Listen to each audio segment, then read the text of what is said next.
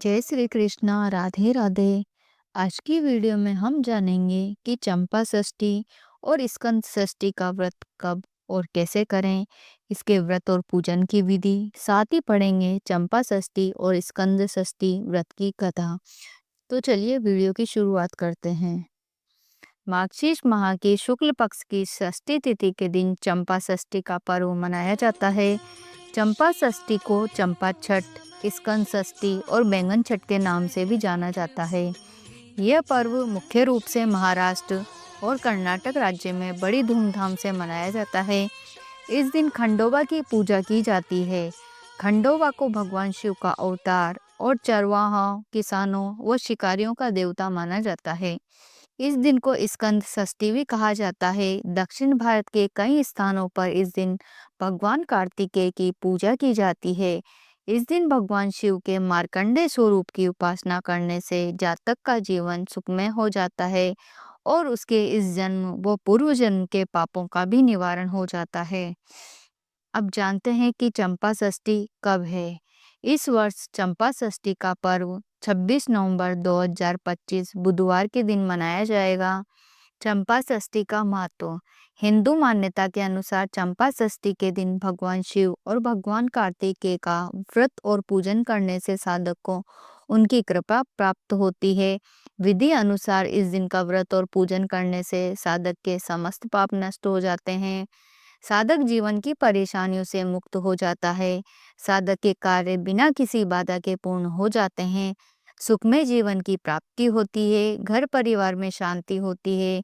धन समृद्धि में वृद्धि होती है।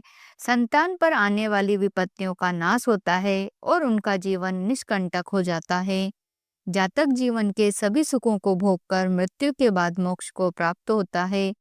ज्योतिष शास्त्र के अनुसार इस दिन भगवान कार्तिकेय की पूजा और उनका व्रत करने से साधक को मंगल ग्रह की अनुकूलता प्राप्त होती है।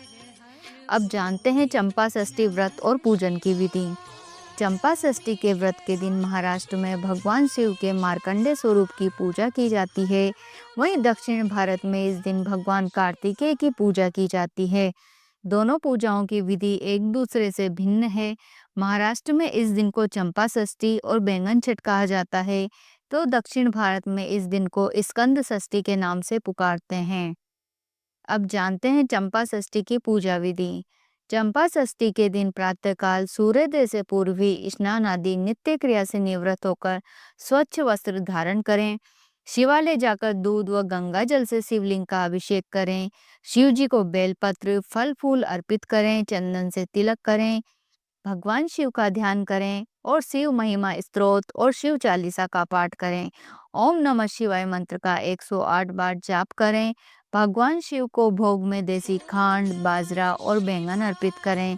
फिर उसे भोग लगाकर निर्धन और जरूरतमंद लोगों में बांट दें। संध्या के समय शिवालय में जाकर तेल के 9 दीपक जलाएं।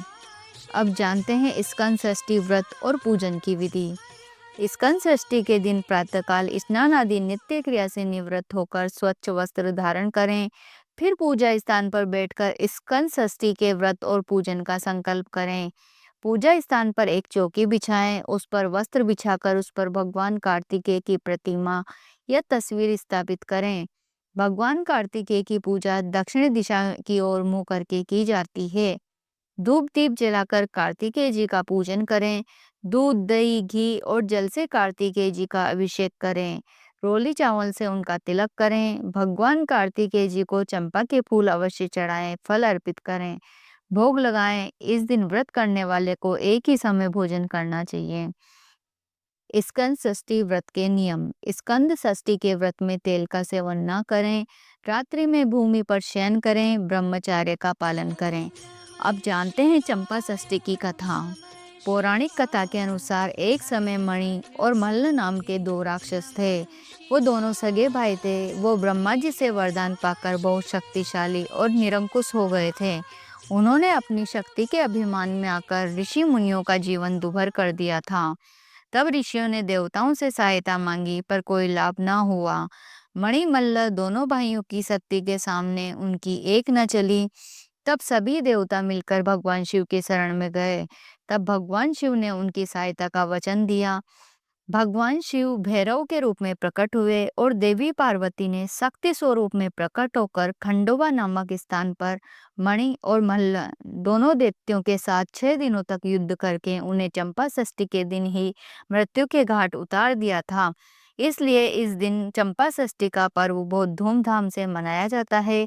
महाराष्ट्र में भगवान शिव के अवतार भैरव को मातंड मल्हारी व खंडोबा के नाम से पुकारा जाता है। स्कंद षष्ठी की कथा। एक पौराणिक कथा के अनुसार एक बार कार्तिकेय जी भगवान शिव, माता पार्वती और भगवान गणेश से नाराज होकर कैलाश पर्वत को छोड़कर चले गए। अपने माता पिता और अनुज भ्राता को त्याग कर कार्तिकेय जी दक्षिण दिशा में मल्लिकार्जुन में जाकर निवास करने लगे।